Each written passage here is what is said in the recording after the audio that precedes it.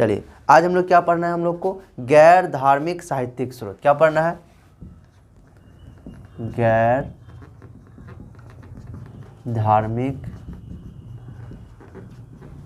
साहित्यिक स्रोत। ये है क्या, इसके बारे में थोड़ी सा जान लेते हैं, या कह सकते पीछे का रिवाइज कर लेते हैं, है ना। समझो, थॉमसन महोदय ने हमारे भारत के इतिहास को 3 भागों में बांटा है।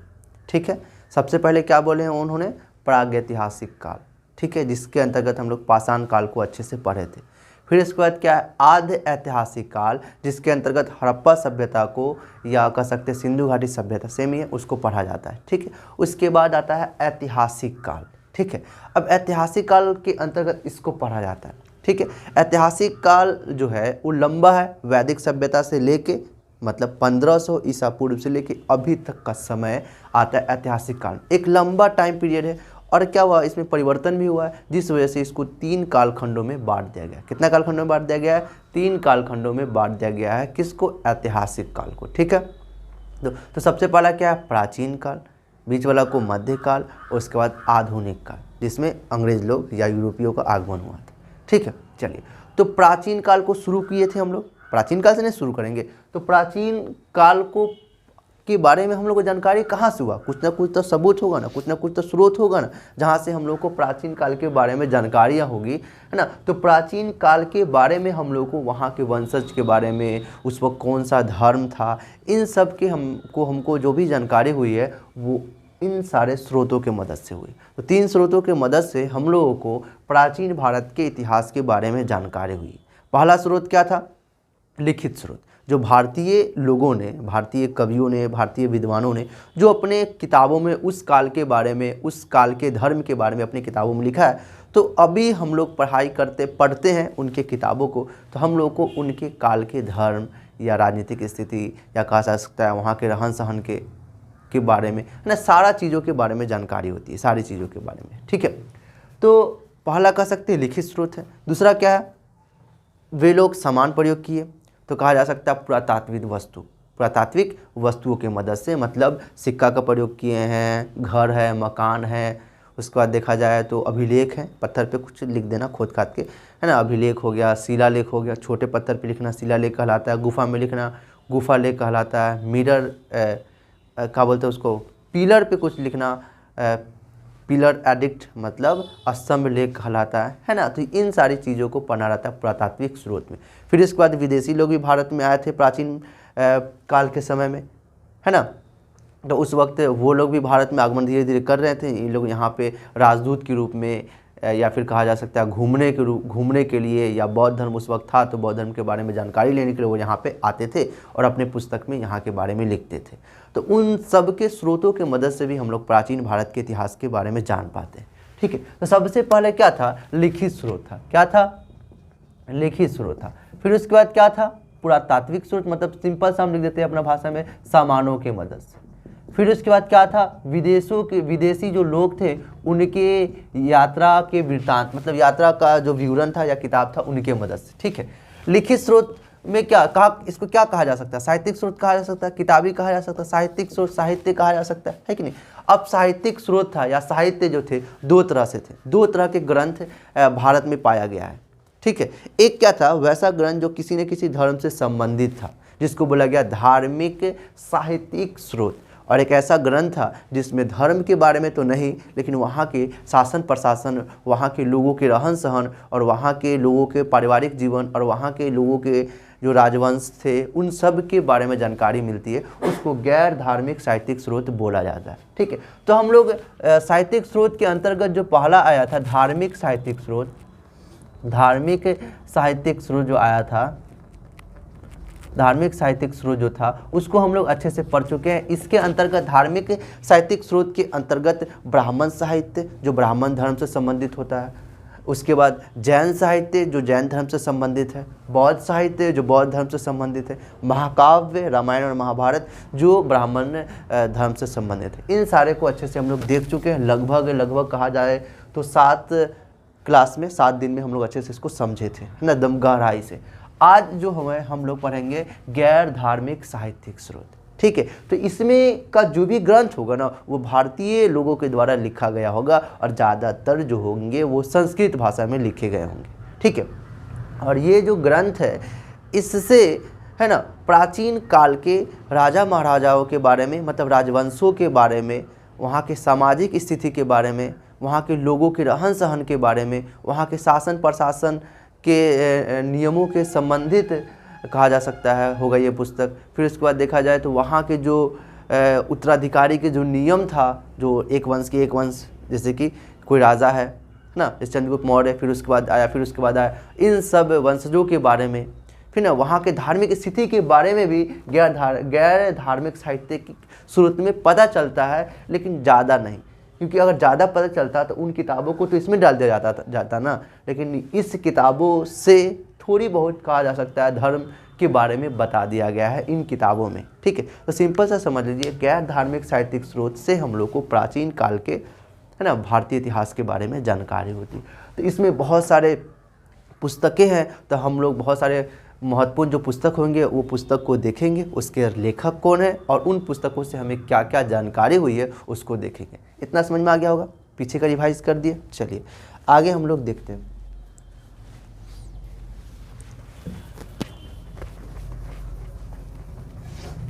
चलिए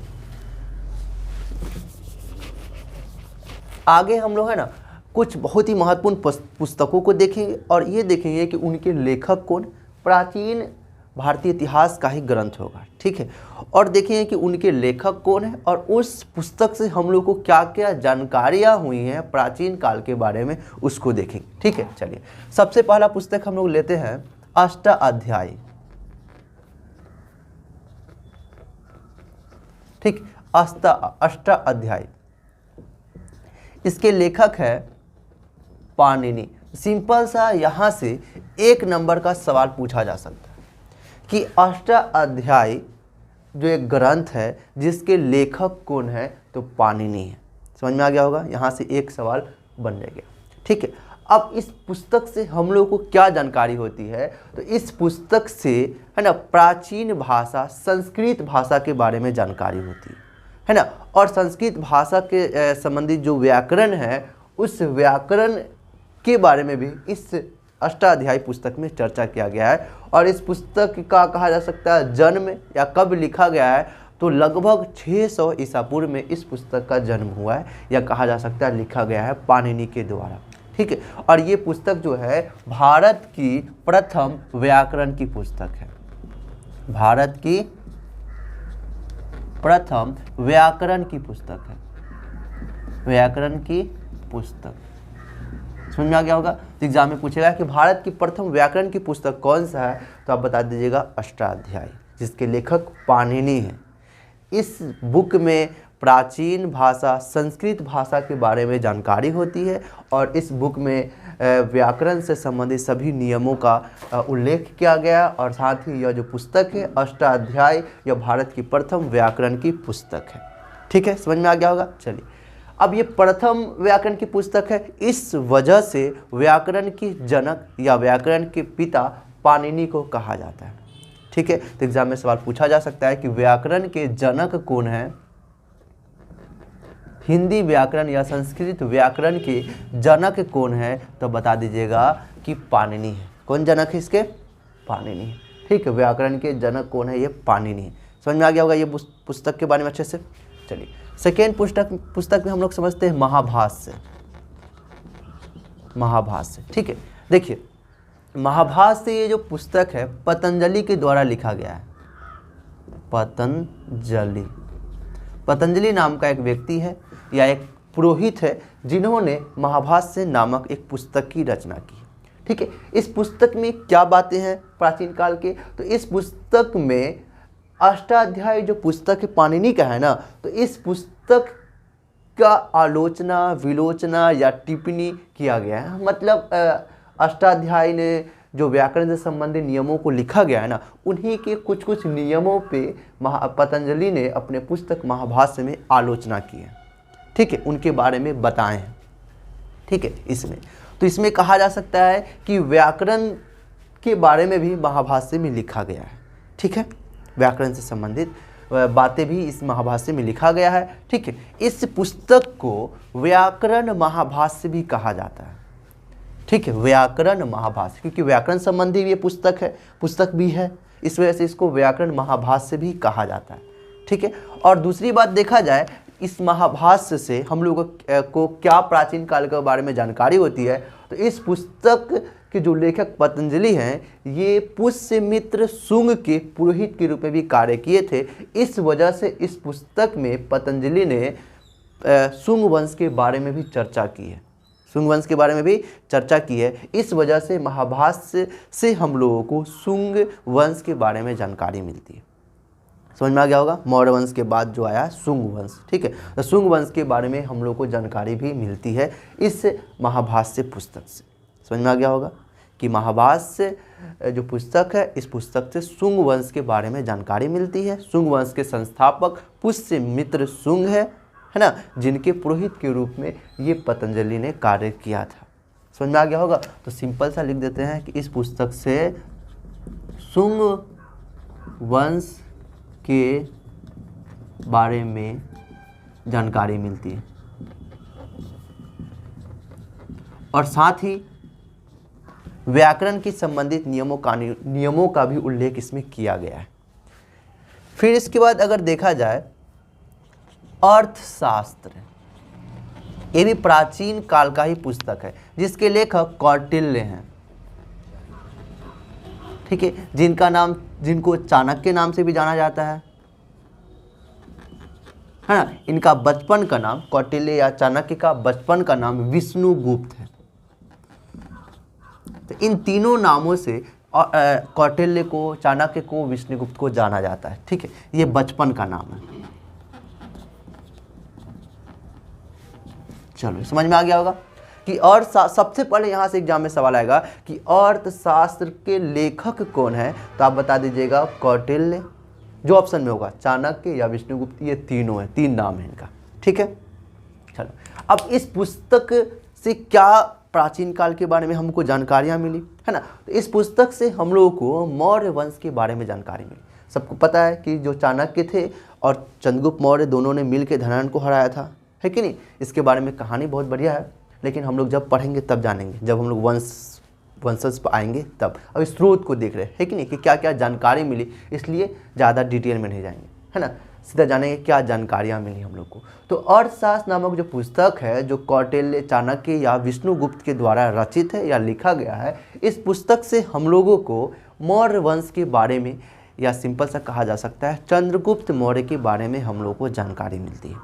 ठीक है, और मौर्य वंश के शासन प्रशासन के संबंधित सभी व्यवस्थाओं का, सभी अवस्थाओं का उल्लेख किया गया है।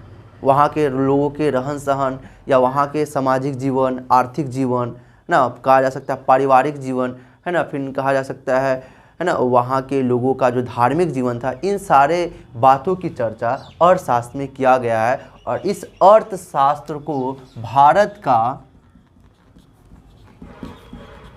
प्रथम राजनीति का बुक माना जाता है। राजनीतिक या राजनीति शास्त्र या प्रशासन, हाँ, या प्रशासन की पुस्तक माना जाता है। ठीक है, तो ये जो अर्थशास्त्र है, इसको भारत का प्रथम राजनीति शास्त्र या प्रशासन की पुस्तक मानी जाती है। किसको? अर्थशास्त्र को।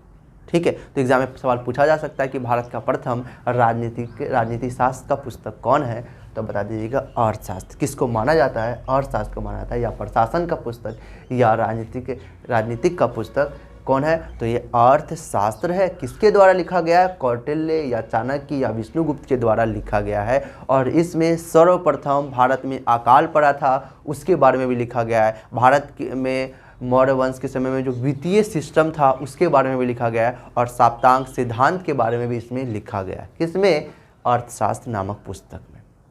ठीक है, तो सिंपल सा समझ लीजिए, अर्थशास्त्र नामक जो पुस्तक है, इस पुस्तक से हम लोगों को मौर्य वंश के शासन प्रशासन की सभी अवस्थाओं के बारे में जानकारी मिलती है। और ये अर्थशास्त्र जो पुस्तक है पैसा से संबंधित पुस्तक नहीं है, नाम है केवल अर्थशास्त्र, लेकिन वहाँ के शासन प्रशासन से संबंधित सभी जानकारियों के बारे में इसमें लिखा गया है, जिनको लिखने वाले कौन है, कौटिल्य, चाणक्य या विष्णुगुप्त है। समझ में आ गया होगा, ठीक है। अब ये जो है 15 अधिकरण, समझो अरमान, अर्थशास्त्र जो है 15 अधिकरण, 180 प्रकरण और लगभग 6000 श्लोकों में ये संग्रहित है। 15 अधिकरण मतलब ये 15 चैप्टर्स में, भागों में ये संग्रहित है। और 180 प्रकरण में, प्रकरण मतलब एपिसोड, एपिसोड मतलब घटनाओं में, 15 अलग अलग घटना, 180 अलग अलग घटनाओं में ये संग्रहित है। और इसमें लगभग 6000 श्लोक हैं। समझ में आ गया होगा कि जो अर्थशास्त्र है वो 15 अधिकरण में, अधिकरण का मतलब समझ लीजिए भागों में, 15 भागों में, 180 प्रकरण, प्रकरण मतलब एपिसोड या घटना में, 15 घटना में, और लगभग 60 श्लोकों में ये पूरा किताब जो संग्रहित है। बात समझ में आ गया होगा, कोई दिक्कत है नहीं। फिर इसके बाद हम लोग मुद्रा राक्षस, मुद्रा राक्षस, राक्षक एक पुस्तक, राक्षस, मुद्रा राक्षस नामक एक पुस्तक है जिसके लेखक है विशाख दत्त। ठीक है, तो मुद्रा राक्षस एक पुस्तक है जिसके लेखक कौन है, विशाख दत्त। तो सिंपल से एग्जाम में सवाल यहाँ से बन जाएगा कि मुद्रा राक्षस नामक पुस्तक के लेखक कौन है, तो विशाख दत्त। ये पुस्तक की रचना गुप्त काल में किया गया था। किस काल में किया गया था, गुप्त काल में। सातवाहन वंश के बाद, सातवाहन काल के बाद गुप्त काल आता है। ठीक है, शुंग वंश देखे थे, शुंग वंश के बाद कनु वंश, उसके बाद सातवाहन वंश, उसके बाद आता है गुप्त वंश। ठीक है, तो गुप्त वंश के समय में हम लोग अच्छा से देखेंगे, है ना। अभी तो हम लोग स्रोत के बारे में पढ़ रहे हैं ना, तो सिंपल सा समझते हैं कि मुद्रा राक्षस जो पुस्तक है जिसके लेखक विशाख दत्त है, इसकी रचना गुप्त काल में हुआ था। और इस पुस्तक में भी चंद्रगुप्त मौर्य के बारे में जानकारी मिलती है। इस पुस्तक से भी हम लोगों को चंद्रगुप्त मौर्य के बारे में जानकारी मिलती है। बात समझ में आ गया होगा।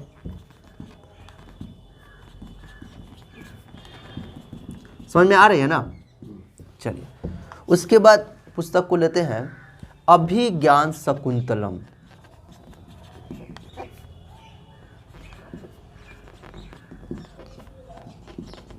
ठीक है, अभिज्ञान शकुंतलम जिसके लेखक है कालिदास।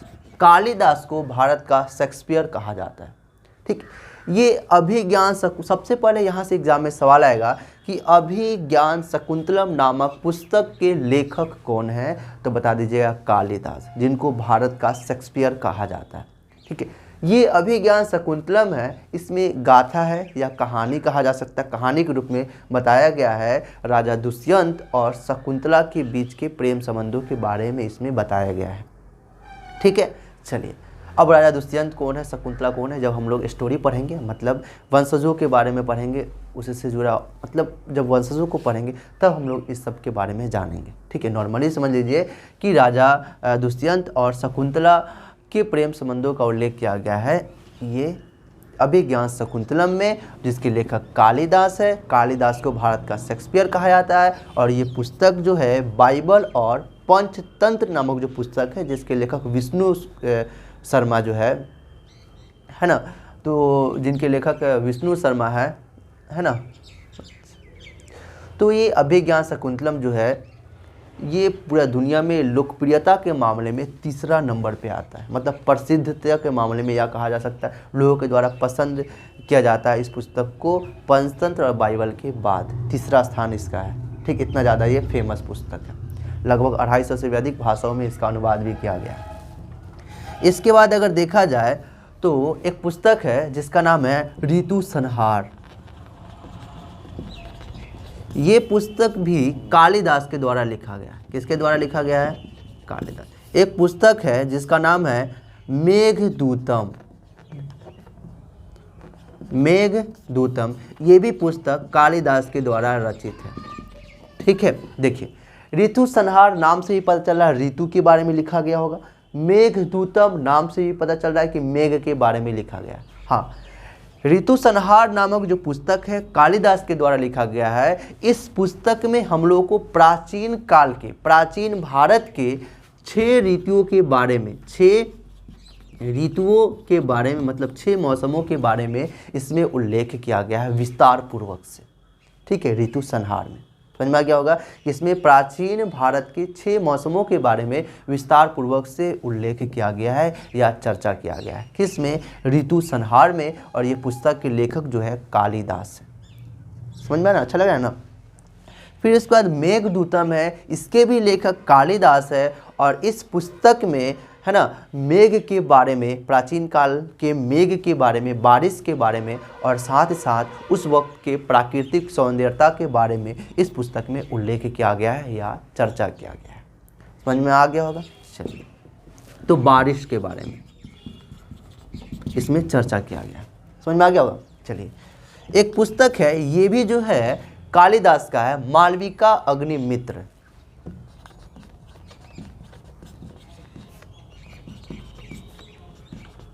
मालविका अग्निमित्र नामक जो पुस्तक है इसके भी लेखक कालिदास है। कौन है? कालिदास। ठीक है, इस पुस्तक में राजकुमारी मालविका और अग्निमित्र के प्रेम संबंधों के बारे में उल्लेख किया गया है कालिदास के द्वारा। अब अग्निमित्र कौन है थोड़ा सा जान लीजिए। अग्निमित्र कौन है? तो यही शुंग वंश के संस्थापक पुष्यमित्र शुंग थे ना, उन्हीं के बेटा का नाम था अग्निमित्र। तो वही अग्निमित्र और राजकुमारी मालविका के प्रेम संबंधों के बारे में उल्लेख किया गया है इस किताब में, या कहा जा सकता है उनके बारे में लिखा गया है मालविका अग्निमित्र में, जिसके लेखक है कालिदास। समझ में आ गया होगा। तो कितना सवाल यहाँ से बन जाएगा। अभिज्ञान शकुंतलम के लेखक कौन है? ऋतु संहार के लेखक कौन है? मेघदूतम के लेखक कौन है? मालविका अग्निमित्र के लेखक कौन है? तो कालिदास। कौन है? कालिदास। समझ में आ रहा होगा।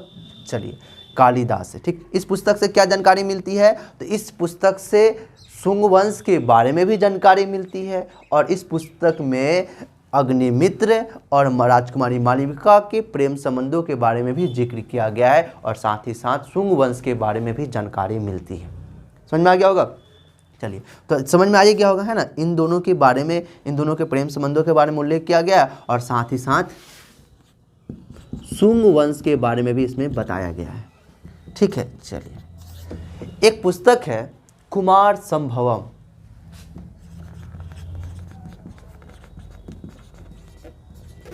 ठीक है, देखिए कुमार संभवम, ये भी पुस्तक कालिदास के द्वारा लिखा गया है। किसके द्वारा लिखा गया है?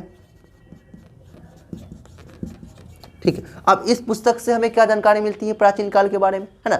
इस पुस्तक में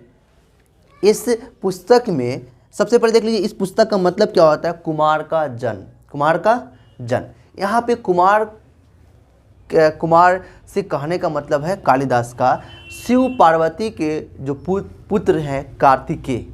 ठीक है, शिव पार्वती के जो पुत्र हैं कार्तिकेय या स्कंद, उन्हीं को कुमार कह के संबोधित कर रहे हैं कालिदास। ठीक है, तो कुमार से संबंधित किससे है, किनसे है? तो शिव पार्वती के पुत्र किससे है? कार्तिकेय या स्कंद से। ठीक है, तो इस पुस्तक में शिव पार्वती के तपस्या, विवाह, है ना, विवाह, प्रेम और उनके पुत्र कार्तिकेय या स्कंद के जन्म से संबंधित पौराणिक कथाओं का उल्लेख किया गया है कुमार संभवम में। बस समझ में आया या नहीं आया? देखिए, इस पुस्तक का मतलब हो गया कुमार का जन्म। कुमार का जन्म, शाब्दिक अर्थ देखा जाए तो कुमार का जन्म होगा। इस पुस्तक में शिव पार्वती के प्रेम, तपस्या, विवाह और उनके पुत्र कार्तिकेय, इनको स्कंद भी कहा जाता है। ठीक है, स्कंद। तो शिव पार्वती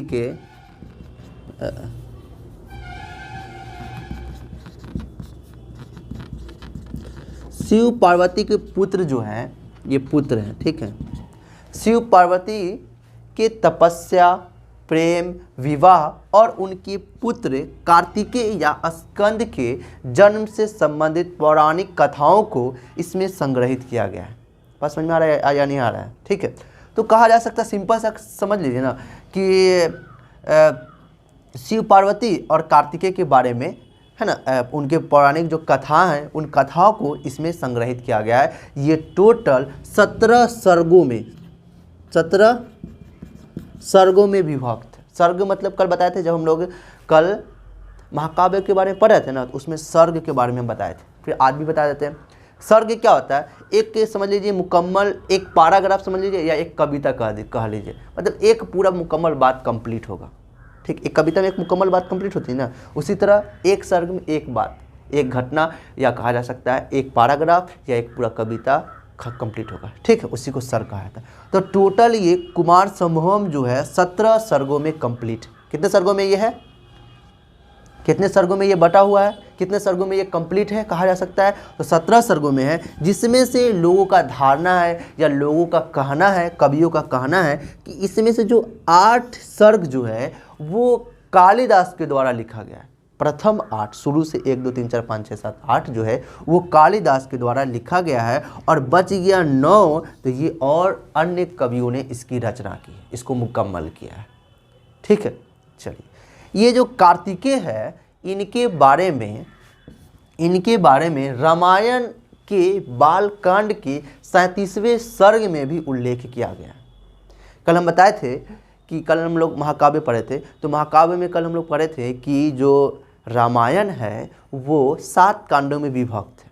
बालकांड हो गया, अयोध्या कांड, आरण्य कांड, है ना, ये किष्किंधा कांड हो गया, उसके बाद सुंदरकांड, युद्ध कांड और उत्तरकांड। ये 7 कांडों में रामायण बटा हुआ है। उसमें जो सबसे पहला कांड है बालकांड, रामायण मतलब राम आयन, राम की यात्राओं के बारे में चर्चा है, कल हम लोग अच्छे से समझे थे, है ना। तो जो रामायण का बालकांड है,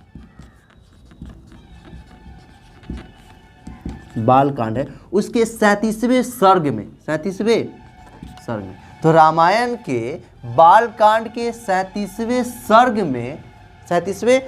में इस कार्तिकेय के बारे में विस्तार पूर्वक से बताया गया है। एक गाथा के रूप में बताया गया, कहानी के रूप में इसमें बताया गया। तो रामायण के बालकांड के 37वें सर्ग में, ठीक है, उसमें भी इसको उल्लेख किया गया है। और महाभारत देखा जाए, है ना, तो महाभारत में बताए थे कि महाभारत का युद्ध 18 दिन तक चला था, तो इसमें 18 पर्वों में विभक्त है ना। तो इसमें एक पर्व है वन पर्व के 225वें अध्याय, है ना। तो महाभारत के वन पर्व के 225वें अध्याय में भी कार्तिकेय या स्कंद के बारे में, है ना, विस्तार पूर्वक से उल्लेख किया गया है।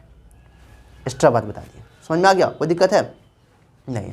तो कुमार संभवम जो है टोटल 17 सर्गों में समाप्त हुआ है, जिसके जो 8 सर्ग है, प्रथम 8 सर्ग जो है वो लोगों का मानना है या धारणा है कि ये कालिदास के द्वारा रचित है। इसके अलावा बाद जो 9 सर्ग बच गए ये अन्य कवियों ने इसकी रचना की है। समझ में आ गया होगा?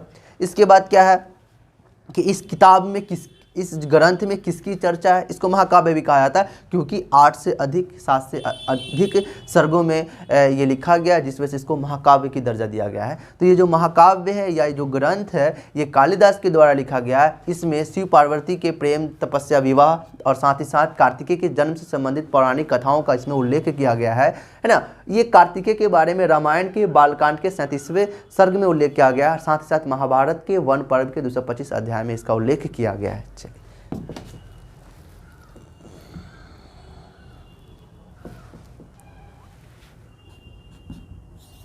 चलिए, 8वें पुस्तक का नाम है रघुवंशम। क्या नाम है? रघुवंशम। इसके भी लेखक कालिदास हैं। समझ लीजिए कितना, इसलिए इनको भारत का शेक्सपियर कहा जाता है। इतने अच्छे अच्छे ग्रंथों की रचना की हैं, जिस वजह से इनको भारत का शेक्सपियर कहा जाता है। तो अभिज्ञान शकुंतलम, ऋतु संहार, मेघदूतम, मालविका अग्निमित्रम, रघुवंशम, कुमार संभवम जैसे पुस्तकों को लेखक कौन है? कालिदास है। कालिदास ने रघुवंशम नामक पुस्तक की भी रचना की, जिसमें रघुकुल के वंशजों के बारे में है ना लिखा गया है। ठीक है, रघुकुल जो राम के जो कह सकते हैं, राम एक राजा थे, उनके जो वंशज थे या राम से पहले जो वंशज जो थे, उन सब की इसमें चर्चा किया गया है। ठीक है, चलिए पहले इसको नोट कीजिए, फिर हम बताते हैं। इस समझ में आ गया है ना? ये टोटल 19 सर्गों में टोटल विभक्त है। सर्गों टोटल 19 सर्गों में ये विभक्त है। इसमें इस किताब में है ना कहा जा सकता है कि रघुकुल के वंशज 29 वंशजों का चर्चा किया गया है। सबसे पहला कौन है? दिलीप, राजा दिलीप है। उसके बाद कौन है? तो रघु द्वितीय है। उसके बाद अज है। चौथा नंबर पे कौन है? दशरथ है। पांचवा नंबर पे कौन है? राम भगवान, मतलब राजा राम है। ठीक है, उसके बाद और भी आए, लगभग 29 कहा जा सकता है वंशज आए हैं। तो इन सारे 29 वंशजों की, रघुकुल के वंशजों की चर्चा इस रघुवंश में है, रघुवंशम नामक पुस्तक में। ठीक है, इसको इक्ष्वाकु वंश भी कहा जाता है। रघुवंश जो है, रघुवंश, रघुकुल के जो वंश रघुवंश, तो रघुवंश को इक्ष्वाकु वंश के नाम से भी जाना जाता है, क्योंकि रामायण जो है, रामायण जो वाल्मीकि के द्वारा लिखा गया है, तो जो रामायण है उसमें राम को इक्ष्वाकु वंशीय प्रभु भी कहा गया है। ठीक है, चलिए इस वजह से रघुवंश को इक्ष्वाकु वंश भी कहा जाता है। क्या कहा जाता है? इक्ष्वाकु वंश। राम को क्या कहा गया? इक्ष्वाकु वंशीय प्रभु कहा गया है। इस वजह से इनको इक्ष्वाकु वंश भी कहा जाता है राम के नाम से, क्योंकि इसमें सबसे प्रमुख जो शासक कहा जा सकता है जो थे वो राम थे, है ना, जिस वजह से इनके पूरे वंश को राम के नाम से, इक्ष्वाकु वंश के नाम से भी जाना जाता है। इसमें टोटल 29 वंश हुए या राजा हुए, जिसमें सारे की चर्चा इसमें किया गया है। बात समझ में आ गया होगा? ठीक है, इसको पहले आप अच्छे से नोट कीजिए, नोट कीजिए।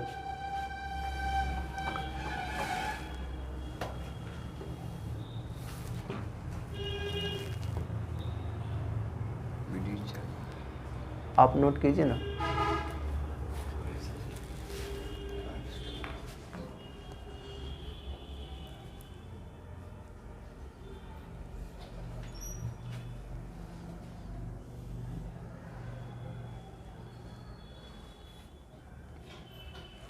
नोट कीजिए।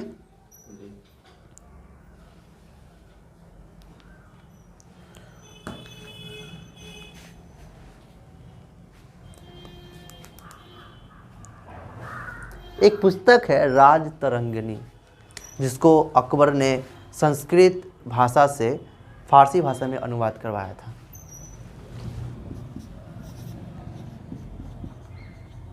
राजतरंगिणी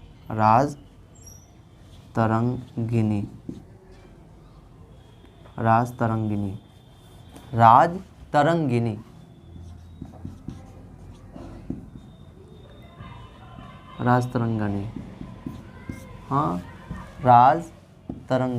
राजतरंगिणी नामक जो पुस्तक है, जिसके लेखक कौन है? कल्हण है। इसके लेखक कौन है? कल्हण है। ठीक है, तो राजतरंगिणी नामक जो पुस्तक है, जिसके लेखक कल्हण है, इस पुस्तक से हम लोगों को कश्मीर के राजवंशों के बारे में जानकारी मिलती है, और इस पुस्तक को है ना प्रमाणिक माना जाता है, मतलब ये सही माना जाता है, मतलब कहा जा सकता है इसमें जो बातें कही गई है उसको एकदम सही माना जाता है। ठीक है, तो भारत का कहा जा सकता है कश्मीर के राजाओं के बारे में जो जानकारी मिली है वो राजतरंगिणी नामक पुस्तक से। ठीक है, और इसको है ना कहा जा सकता है सही माना जाता है, मतलब इसमें जो भी जानकारी दिया गया है वो सही दिया गया है, प्रमाणित दिया गया है, सही दिया गया है। जो बाद में इसके जो वंशज थे और भी ग्रंथों से मैच हुआ है, जो पता चला कि हाँ इसमें जो वंशजों के बारे में बताई गई है वो सही है। और ये कलहन कौन थे? तो कश्मीर के राजा थे जय सिंह। तो जय सिंह के दरबार में ये दरबारी थे कलहन, जिन्होंने राजतरंगिणी नामक पुस्तक की रचना की है।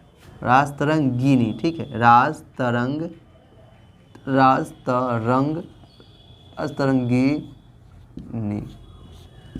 ठीक है।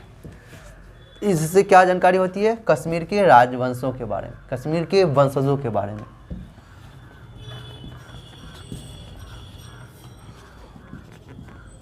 वंशजों के बारे में।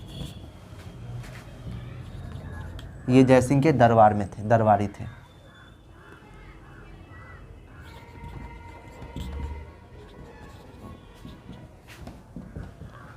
चलो यहाँ तक समझ में आ गया होगा, है ना। और भी बहुत सारे महत्वपूर्ण पुस्तकें हैं, जैसे कि दाय भाग है, जिसमें उत्तराधिकारी से संबंधित नियमों का उल्लेख किया गया है। फिर उसके बाद देखा जाए तो पंचतंत्र जो पुस्तक है, जिसके लिखने वाले विष्णु शर्मा है ना, जिसमें जो पंचतंत्र मतलब 5 भागों में विभक्त है, जिसमें बताया गया है कि उसमें कहानियों के द्वारा बताया गया कि मित्रता कैसी होनी चाहिए। फिर उसमें बताया गया है कि कोई भी काम को करने से पहले उसको परखना चाहिए, अगर परखा नहीं गया हो तो उसको सावधानी से करना चाहिए, नहीं तो हड़बड़ी में गड़बड़ी हो जाएगी। उसमें कहानी के रूप में बताया गया है, किसमें? पंचतंत्र में, जिसके लेखक विष्णु शर्मा है।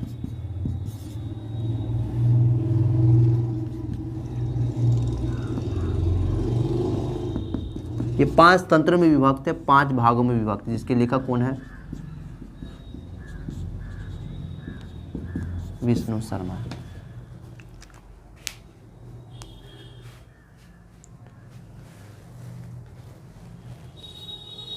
समझ में आ गया होगा, है ना, कि पंचतंत्र के लेखक कौन है? विष्णु शर्मा है।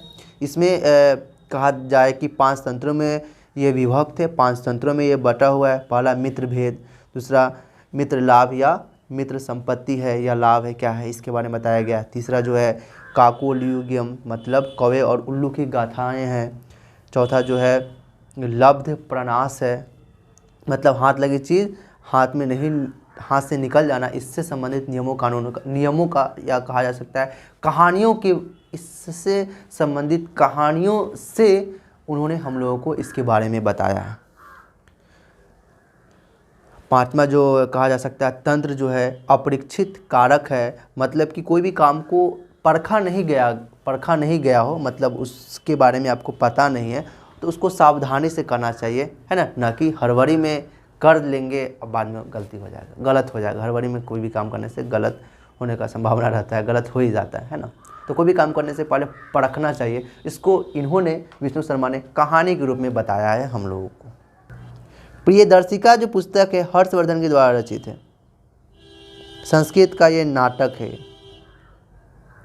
ठीक है।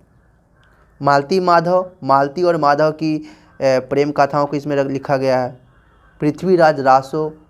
पृथ्वीराज चौहान और मोहम्मद गौरी के युद्धों का इसमें वर्णन किया गया है। पृथ्वीराज चौहान और मोहम्मद गौरी के बीच में संघर्षों के बारे में उल्लेख किया गया है। एक पुस्तक है मिताक्षरा, जिसके लेखक है विज्ञानेश्वर, जिसमें भारत की यह प्रथम पुस्तक है जिसमें उत्तराधिकारी से संबंधित नियमों का उल्लेख किया गया है, ठीक है। मिताक्षरा ये दिख रहा है, यहाँ पे लिखेंगे तो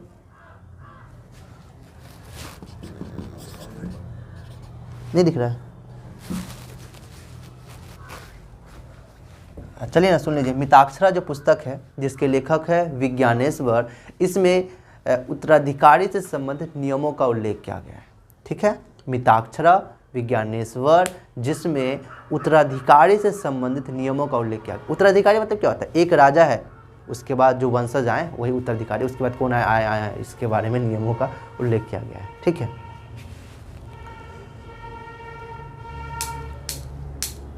चलिए, तो ये महत्वपूर्ण पुस्तक है, और भी बहुत सारे पुस्तक हैं, ठीक है।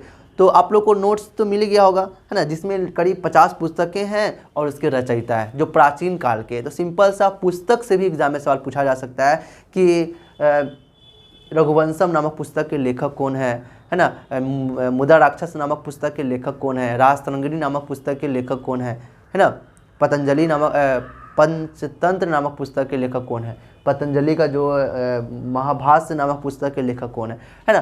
तो करीब 50 महत्वपूर्ण पुस्तक है जिनको है ना यहाँ पे हम नोट कर देंगे, है ना। वीडियो को रोक के अच्छे से नोट कर देंगे ताकि आप क्या कीजिएगा कि वीडियो को रोक के या ऐसे ही अच्छे से आप नोट कर लीजिएगा। लेकिन यहाँ पे तो सबको नोट दे दिया गया है, लेकिन आप लोग के लिए यहाँ पे हम अच्छे से नोट कर देते हैं 50 को बहुत ही महत्वपूर्ण प्राचीन भारत के पुस्तकों का नाम जो हर एग्ज़ाम में लगभग पूछे ही जाते हैं, है ना। जिस एग्ज़ाम में प्राचीन कहा जा सकता है कि प्राचीन काल से, है ना, अगर एग्ज़ाम में अगर आते हैं सवाल तो इसके ग्रंथ ये सब तो नहीं पूछेगा, इससे क्या क्या जानकारी मिली वो आप किसी को बता सकते हैं। जैसे कि आप कह सकते हैं मौर्य वंश को पढ़ रहे हैं तो आप बता सकते हैं कि हाँ मौर्य वंश के बारे में हमको जानकारी कहाँ से हुई, तो आप उसको प्रमाण दे सकते हैं, बता सकते हैं कि जो अर्थशास्त्र नामक जो पुस्तक है, मुद्रा राक्षक नामक जो पुस्तक है, जिससे हम लोग को चंद्रगुप्त मौर्य के बारे में जानकारी मिली है। ठीक है, चलिए, तो ये सारे आप उसको बता सकते हैं। लेकिन एग्ज़ाम में अगर ऑब्जेक्टिव जो सवाल है, ऑब्जेक्टिव जो एग्ज़ाम होते हैं, MCQ वाले जो एग्ज़ाम होते हैं, उसमें नॉर्मली किताब के नाम पूछे जाएंगे और ये भी पूछा जा सकता है उससे क्या जानकारी हुई, क्या महत्वपूर्ण जानकारी हुई, ये भी एग्जाम में पूछा जाता है। पर ज़्यादातर एग्ज़ामों में क्या पूछे जाते हैं कि उसके लेखक कौन है, रचयिता कौन है। कोई भी पुस्तक दे देंगे, पूछेंगे कि उनके रचयिता कौन है, लेखक कौन है ना। तो बहुत ही महत्वपूर्ण प्राचीन भारत के इतिहास को, प्राचीन भारत के या प्राचीन काल के जो कवि हैं और उनके लेखक हैं या पुरोहित जो बोल दी या विद्वान जो हो गए, उनके जो किताब है, जो ग्रंथ है, उनको यहाँ पे हम नोट कर देंगे। आप उसको नोट कर लीजिएगा अच्छे से। ठीक है, चलिए वीडियो को रोकते हैं, इसको सब लोग नोट कर लेंगे यहाँ पे। इसके बाद इसको इरेज करेंगे और उसको लिख देंगे, है ना, ताकि आप लोगों का भी छूटे ना, है ना, क्योंकि आप लोग मेरे साथ पढ़ रहे हैं, है ना। आप इसके बाद हम लोग क्या पढ़ेंगे, गैर धार्मिक साहित्यिक स्रोत। इसके बाद हम लोग क्या पढ़ेंगे, तो गैर धार्मिक साहित्यिक स्रोत के बाद हम लोग, अब हम लोगों का साहित्यिक स्रोत के अंतर्गत ही ना इसको पढ़े थे हम लोग। साहित्यिक जो स्रोत था 2 भागों में बटा हुआ था, एक धार्मिक साहित्यिक स्रोत और एक गैर धार्मिक साहित्यिक स्रोत। तो धार्मिक साहित्यिक स्रोत को तो हम लोग 4-5 वीडियो के माध्यम से बहुत ही बढ़िया से पढ़ लिए हैं। ब्राह्मण साहित्य को, महाकाव्य को, रामायण और महाभारत को एकदम गहराई से देखे। फिर उसके बाद देखा जाए तो जैन साहित्य को, बौद्ध साहित्य को अच्छे से देखे थे।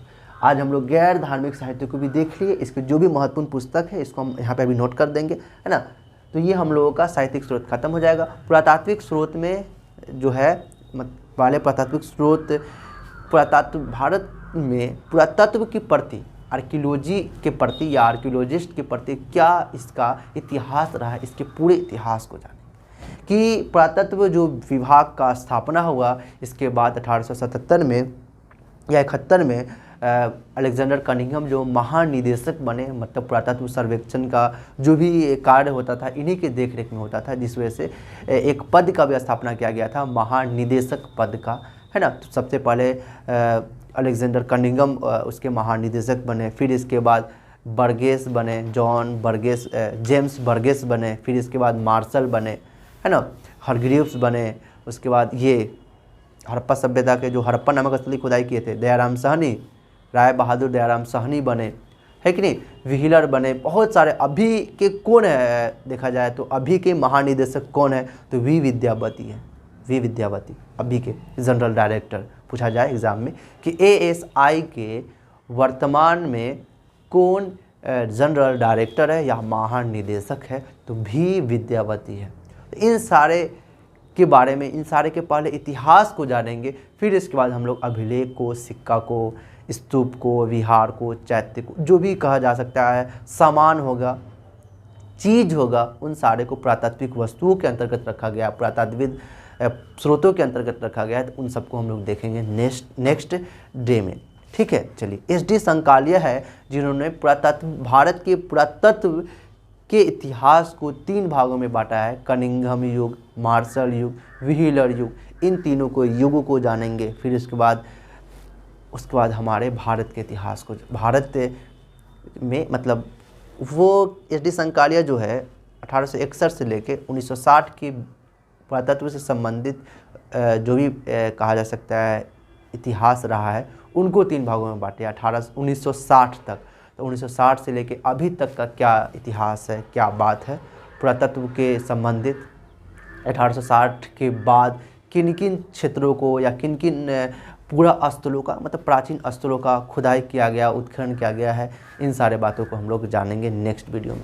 सिंपल से आप समझ लीजिए कि पुरातत्व का पूरा इतिहास हम लोग बहुत ही गहराई से और अच्छे से हम लोग देखेंगे नेक्स्ट वीडियो में, है ना। इसलिए आप हमारे चैनल को सब्सक्राइब करके हमसे जुड़ सकते हैं, ताकि हम जो भी नॉलेजेबल वीडियो या एग्ज़ाम से जुड़े इन सारी बातों को या इतिहास को शुरू से अब तक का, है ना, बहुत ही बढ़िया में गहराई के साथ नोट्स के साथ बढ़िया से पढ़ने के लिए हमारे चैनल से जुड़ सकते हैं, है ना। चलिए तो नेक्स्ट वीडियो में हम लोग पुरातात्विक स्रोत को देखेंगे, फिर इसके बाद विदेशी यात्रा का वृत्तांत या विदेशी यात्रा का विवरण, मेनली इसमें चीनी ग्रंथ, अरबी ग्रंथ, यूनानी ग्रंथ को देखेंगे, ठीक है। चलिए, चीन से कौन आए थे? वेनसांग, फाहियान, इत्सिन। अरब से अल-बिरूनी, और भी लोग आए थे। उसके बाद यूनान से मेगास्थनीज, टॉलमी, है ना, और भी बहुत लोगों ने आए थे। तो जिन सारे को हम लोग आगे देखेंगे, कंटिन्यू करेंगे। तो ये जब हम लोग का पुरातात्विक स्रोत कंप्लीट, पुरातात्विक स्रोत नहीं, मतलब ये हमारा जो प्राचीन काल के ये तीनों स्रोत, साहित्यिक स्रोत कंप्लीट आज हो गया, पुरातात्विक स्रोत, फिर उसके बाद विदेशी यात्रा का विवरण, ये तीनों कंप्लीट हो जाएगा, तब हम लोग वैदिक सभ्यता से हमारे इतिहास को शुरू करेंगे। वैदिक सभ्यता के बाद क्या पढ़ना है? हाँ, बौद्ध धर्म, जैन धर्म, शैव धर्म, वैष्णव धर्म को पढ़ना है। इसके बाद वंशजों को, मगध का जो उदय हुआ है, मगध को देखना है। उसके बाद हर्यक वंश, विदृत वंश को सबसे पहले देखेंगे, फिर उसके बाद हर्यक वंश को देखेंगे, शिशुनाग वंश को देखेंगे, उसके बाद नंद वंश को, उसके बाद चंद्रगुप्त मौर्य का मौर्य वंश को देखेंगे, शिशुनाग वंश को देखेंगे, शुंग वंश को देखेंगे। उसके बाद कण्व वंश, सातवाहन वंश, गुप्त वंश को देखेंगे। प्राचीन काल खत्म, आधुनिक काल शुरू हो जाएगा, मध्य काल शुरू हो जाएगा, है ना। नोट हो गया होगा, है ना। वीडियो को भी पॉज करते हैं।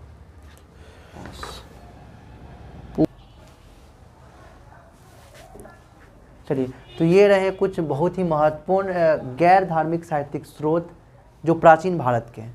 मतलब कहा जा सकता है प्राचीन भारत के विद्वान और उनके ग्रंथ, ठीक है।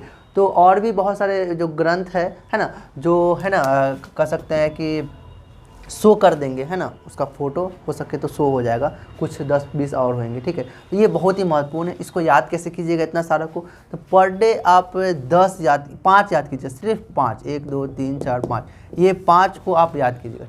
फिर सेकेंड डे 1 2 3 4 याद कीजिएगा, ठीक है। तो सेकेंड डे 4 याद नहीं कीजिएगा, 5 पहले वाला भी और 4 नया वाला, टोटल 9 याद कीजिए। फिर थर्ड डे याद, पूरा कालिदास का याद कर लीजिएगा, और पहले वाला पूरा याद करने के साथ, है कि नहीं। तो रोज़ 5-5 ही याद करना है आपको, सिर्फ 5 याद करना है रोज़, लेकिन है ना रिवाइज करने के साथ साथ। पहला दिन 5, सेकेंड डे 4 ही याद करेंगे, लेकिन 9 हो जाएगा, पहले वाला 5 को भी याद करेंगे। थर्ड डे सिर्फ कालिदास का याद करेंगे, लेकिन पहले वाला जो 9 हो गया उसको भी याद करेंगे। तो ये टोटल आपका कंप्लीट हो जाएगा, रिवाइज हो जाएगा, अब बहुत ही बढ़िया से याद हो जाएगा। तो ये बहुत ही महत्वपूर्ण पुस्तक है जो प्राचीन भारत के हैं, ठीक है। तो इसका अगर हेडिंग दिया जाए तो हेडिंग दे दीजिएगा प्राचीन भारत के विद्वान और उनके ग्रंथ। प्राचीन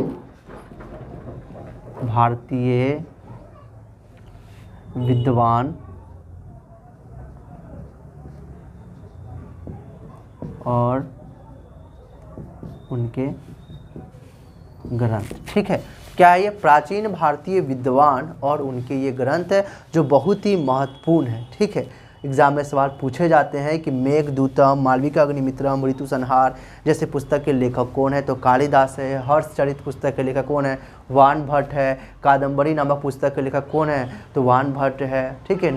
नागानंद नामक पुस्तक के लेखक कौन है? रत्नावली नामक पुस्तक के लेखक कौन है? प्रियदर्शिका नामक पुस्तक के लेखक कौन है? तो हर्षवर्धन है। तो ये बहुत ही महत्वपूर्ण पुस्तक है। और भी कुछ बहुत ही महत्वपूर्ण पुस्तक है जो हम क्या करेंगे कि शो करा देंगे, यहीं पे मान लीजिए शो हो जाएगा, या फ़ोटो उसका अपलोड कर देंगे। जो ये लोग का जो PDF में ये लोग का जो नोट्स मिलेगा ना, उसी का फ़ोटो यहाँ पे लगा देंगे, है ना, ताकि आप लोग को अच्छा से प्राचीन भारतीय विद्वान और उनके ग्रंथ कंप्लीट हो जाएगा, ठीक है। चलिए।